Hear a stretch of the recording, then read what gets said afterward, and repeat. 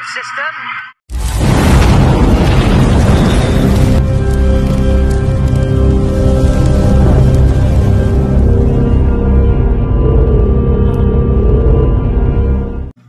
Good day mga ka-sports natin dyan. Sobra pa rin ang higpit ng tunggalian ng dalawang team na ito dahil nga sa set 2 ay talagang ayaw pumayag ni Sisi Rondina na maungusan pa sila ng Creamline Cool Smashers.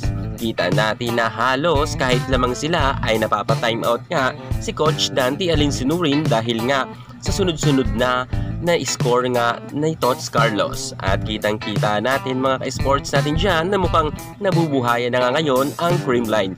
Kung kanina nga sa set 1 ay natatambakan sila ng Choco Mucho at sa set 2 nga sa unang bakbakan ay natatambakan pa rin sila, pero pagdating nga sa patapos ng laban, dito na talaga mga ka-sports bumibira nga ang Creamline, kung kaya nakikita naman natin na nakasimangot na ang Choco Mucho players dahil nga nang nagkaroon sila ng 20 puntos at 16 lamang itong sa Creamline ay hinabol yan ng Creamline Cool Smashers. At eto pa nga, nagkabaliktaran na mga ka-sports natin dyan. Kung kanina nga ay lamang na lamang sila ng 6 na puntos ay nabaliktad to sapagkat nga hinabol yan ng Creamline.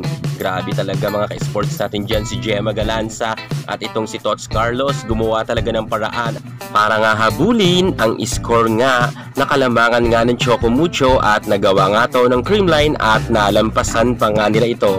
At nang nakalamang na nga ang Creamline Cool Smashers ay napako na talaga sa 20 puntos ang Choco Mucho at hindi na nga yang gumalaw.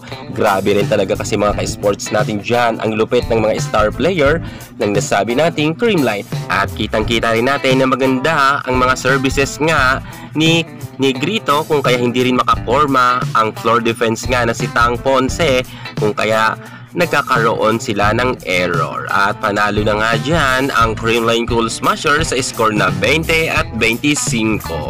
Makalamang pa kaya mamaya ang Choco Mucho or mananatili na ang magandang momentum sa Creamline? Abangan!